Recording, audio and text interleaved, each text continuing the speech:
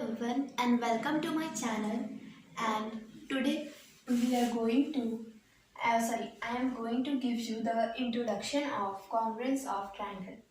So congruence का मतलब क्या होता है? कॉन्ग्रुएंस का मतलब होता है जो कि पूरा का पूरा सेम होता है, यानी ये इतना सर्कल है तो ये भी उतना ही बड़ा होगा. कॉन्ग्रुएंस सिमिलर नहीं होता है, मीन्स अगर कुछ मिलता जुलता है, जैसे कि सपोज एक ट्राइंगल है. ओके, इसका ये एंगल 35 डिग्री है और ये एंगल 45 डिग्री है, और वहीं पे इसका भी हो गया 36 डिग्री और इसका हो जाएगा 37 डिग्री, सॉरी यहाँ पे एक 35 डिग्री. तो फिर इसमें ये जो इसको यहाँ पे एक एंगल हम लोग का मिल रहा है वो हल्का फुल्का हम लोग का क्या है, सिमिलर है. बट जो कॉन्ग्रुएंस का होता है मतलब पूरा का पूरा सेम, यानी ये 35 डिग्री और इधर 45 है, यानी ये भी 35 और यहाँ पे 45 डिग्री ही होगा. एंड तो इसी मतलब सिमिलर और कॉन्ग्रुएंस के मतलब बीच में आप लोगों ने पता चल गया होगा कि क्या डिफरेंस है. सो अगर हम लोग यहाँ पे देखते हैं कि कैसे कैसे है, मीन्स लाइन सेगमेंट में कॉन्ग्रुएंस का क्या होता है. सो लाइन सेगमेंट अलग होता है और लाइन हमेशा अलग होता है. सो कभी भी कंफ्यूज नहीं होइएगा. अगर ये 5 सेंटीमीटर का होगा तो ये भी 5 सेंटीमीटर का ही होना चाहिए, ये नहीं कि ये हो जाए हम लोग का 6 सेंटीमीटर. तो वो होता है हम लोग का लाइन सेगमेंट में congruence.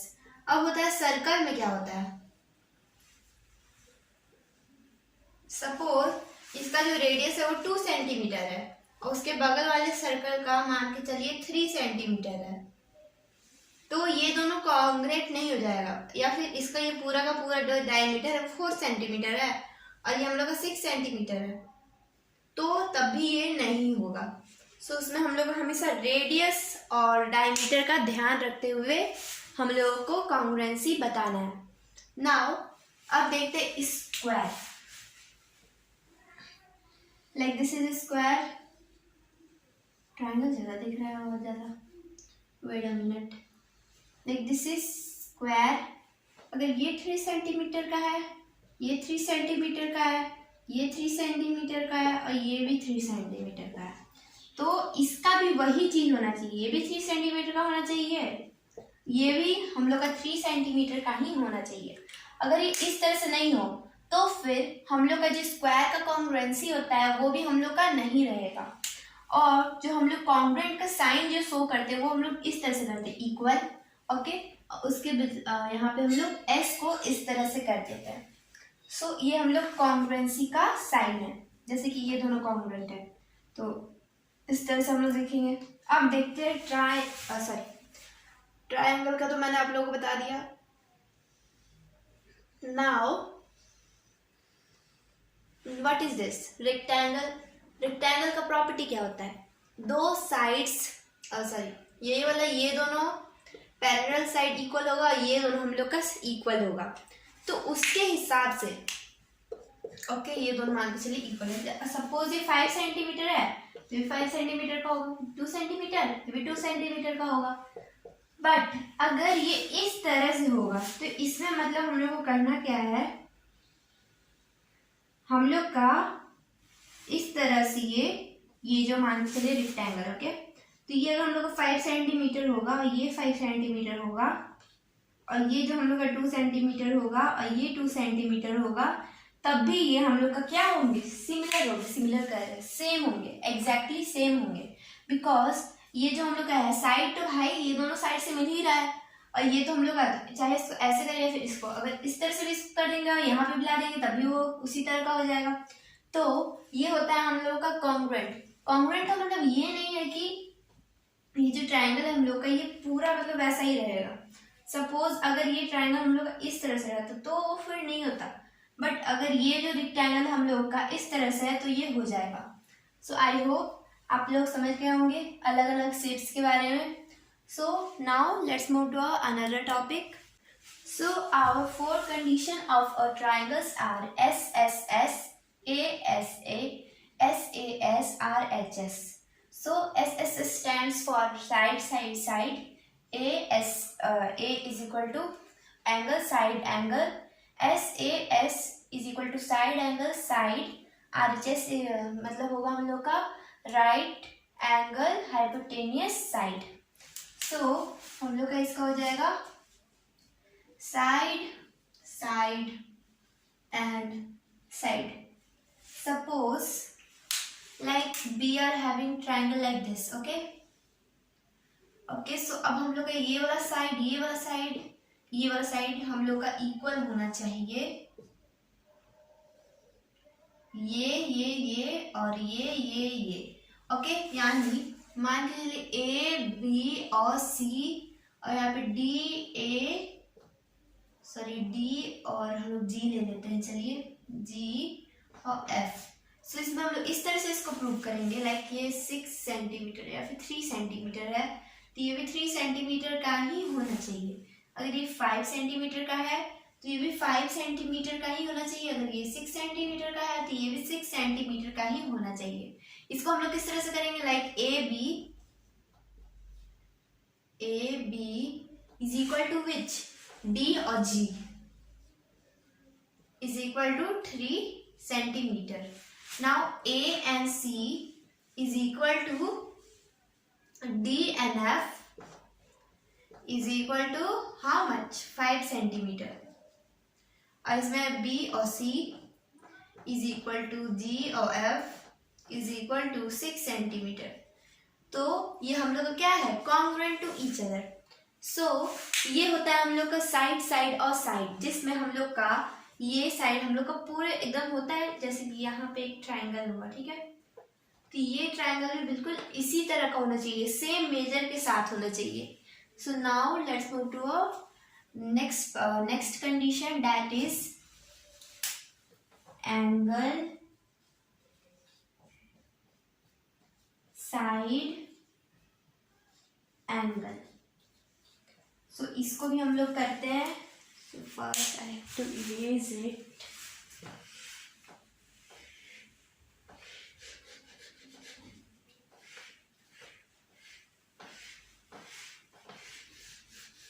So angle side angle होता क्या है? So एंगल साइड और एंगल जिसमें दो एंगल जो यहाँ पे जो दिया हुआ है दो, मैं आप लोगों को पहले इरेज कर लेती हूँ इसको। Okay so like suppose we are having, इसमें मैं अच्छे से ट्रायंगल बनाती हूँ, इसमें फिर मैं आप लोगों को एक्सप्लेन करूंगी। Like these triangle are like here, ठीक है यहाँ पे एंगल होगा 55 डिग्री, यहाँ पे होगा 65 डिग्री और बीच में अगर साइड होगा लाइक 5 सेंटीमीटर, यहाँ पे होगा 55 डिग्री, यहाँ पे 5 सेंटीमीटर और यहाँ पे 65। अब आप लोग बोल रहे भाई साइड को तो हम लोग यहाँ पे भी लिख सकते हैं, यहाँ से भी लिखते हैं, नहीं वैसा नहीं होगा। एंगल साइड एंगल यानी एंगल साइड एंगल, अगर इस तरह से भी हो सकता था एंगल साइड एंगल, बट हम लोग ने इस तरह से नहीं लिखा, अभी इस तरह से ही लिखा है। बट अगर ये दोनों यहाँ पे रहता, यहाँ पे मतलब यहाँ पे रहता, तब हम लोग का ये नहीं हो पाएगा क्योंकि यहाँ पे बहुत दूर हो जाएगा। दैट्स वाई ए नाम का कोई प्रॉपर्टी ही एग्जिस्ट नहीं करता है, इसलिए कभी भी ऐसा कोई भी ऑप्शन आए तो उसको भी हम लोग को मना कर देना है। आप लोग भाई ऐसा होता है तो भाई ए क्यों नहीं हुआ, तो यही है रीजन, क्योंकि जो हम लोग का ये जो प्रॉपर्टीज यूज होता है वो बिल्कुल पास होता है, दूर हम लोग का नहीं होता है। ये नहीं कि एक यहाँ है एक यहाँ है एक यहाँ है, उसमें ये प्रॉपर्टी हम लोग का यूज नहीं हो सकता है। तो इसको कॉन्ग्रुएंट हम लोग जैसे ए बी और सी इसको रख लेते हैं, यहाँ पे भी डी और ई और F. Okay so angle B is equal to angle E जो कि 55 डिग्री का है, फिर angle F is equal to angle C जो कि हम लोगों का कितना क्या हम लोग का 65, और जो ई और एफ है हम लोग का, यहाँ पे आप लोग लिखिएगा, मैं यहाँ पे गलती कर दी हूँ, तो हम लोग इस तरह से प्रूव करना है जैसे कि एंगल और उसके बाद साइड आना चाहिए, लाइक बी और सी इज इक्वल टू ई और एफ, और कितना है हम लोग का 5 सेंटीमीटर। ओके एंगल साइड, और फिर यहाँ पे फिर हम लोग का क्या है C, angle C is equal to angle F, और जो कि हम लोग का कितना 65 डिग्री का। So can be say that triangle ABC is congruent to D ENF। So ये प्रॉपर्टी हम लोग का यही करता है। So now let's move to our SAS। अब हम लोग उसके तरफ मूव करते हैं। SAS इसका मतलब क्या होता है? तो इसका फुल फॉर्म होता है side angle and side. Side angle side, यहाँ पे था एंगल साइड एंगल, इसमें होगा side angle side, means side angle side. तो चलिए हम लोग इसको अरेंज कर देते हैं। लाइक ये 55 डिग्री है, ये 6 सेंटीमीटर है। ओके, अब इस तरह का इसमें प्रॉपर्टी बिल्कुल भी अब नहीं होगा। लाइक आपको अगर दे देगा लाइक 55 या 65, ओके, और यहाँ पे अगर आपका रहेगा 5 या 6 ही लेते हैं हम लोग, 6 सेंटीमीटर, तो इसमें प्रॉपर्टी हम लोग का यूज नहीं होगा। बिकॉज भाई इसमें दो है, यहाँ पे कोई SS से हो रहा है सॉल्व, तो कोई SAS से सॉल्व हो रहा है, तो वो हम लोग का कॉन्ग्रुएंस नहीं होगा। सो इसीलिए हम लोग यहाँ पे अच्छे से देख के करना है कि भाई साइड एंगल साइड है कि नहीं, और ये नहीं कि कोई दूर दूर। मैंने आप लोग को पहले से ही बता दिया है। सो यहाँ पे चलिए हम लोग ले लेते हैं 5 सेंटीमीटर। तो हम लोग कैन बी से ये हम लोग का है, वही चीज आप लोग को करना है।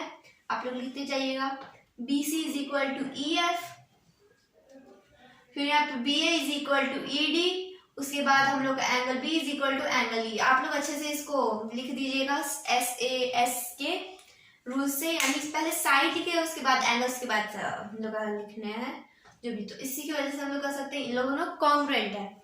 नाउ RHS क्या होता है? Right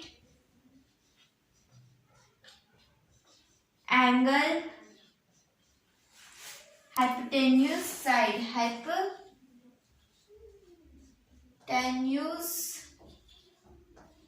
side.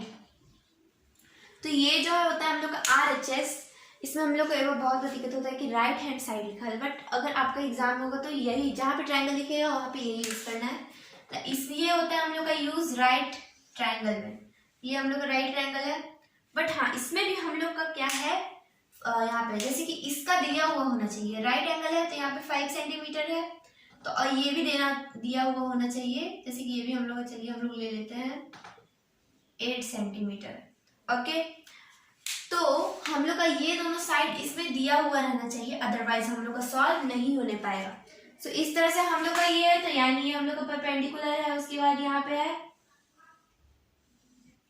यहाँ पे भी हम लोग इस तरह से कर देंगे। यहाँ पे अगर ये 5 सेंटीमीटर का होगा तो ये भी हम लोग का 8 सेंटीमीटर का होगा।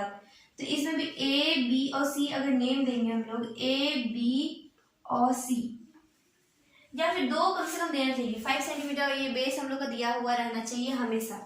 तो यही हम लोग इक्वल कर लेंगे। पहले A और B हम लोग का परपेंडिकुलर होगा, A और B यहाँ पे अलग आप लोग नेम दीजिएगा। लाइक हम लोग यहाँ पे ले लेते हैं कुछ और नेम। सो यहाँ पे हम लोग नेम ले लेते हैं E, F और G। तो यहाँ पे हम लोग इस तरह से कर सकते हैं। कौन सा साइड हम लोग का इक्वल है? BC is equal to FG। इसमें हम लोग को पहले राइट एंगल का पहले करना होगा। राइट एंगल कौन सा हम लोग का? इस तरह से राइट एंगल होता क्या है? जिसका एक साइड हम लोग का राइट एंगल होता है, यानी 90 डिग्री फॉर्म करता है। सो यहाँ पे हम लोग को क्या करना है? A और B is equal to E और F, और उसके बाद हम लोग का हाइपोटेन्यूज साइड, हाइपोटेन्यूज में हम लोग लिखेंगे EG is equal to AC, और उसके बाद हम लोग का बेस होगा FG। तो भाई इन लोग अगर इक्वल हो जाएगा तो ये भी हम लोग का क्या हो जाएगा? इक्वल हो जाएगा। या फिर अगर ये और ये इक्वल रहेगा तो ये हम लोग का क्या हो जाएगा? इक्वल हो जाएगा। So I hope you have understood all this condition from this chapter. So now we will move to our exercise, that is 11.1, in which we have lot of measurements. So उसमें हम लोग क्या करने वाला है, कुछ जो हम लोग को प्रूव करने वाला क्वेश्चन है उसी को हम लोग सॉल्व करेंगे, और उसके आगे जो मेजरमेंट वाला है वो आप लोग खुद से ट्राई करिएगा। So I hope you like this video.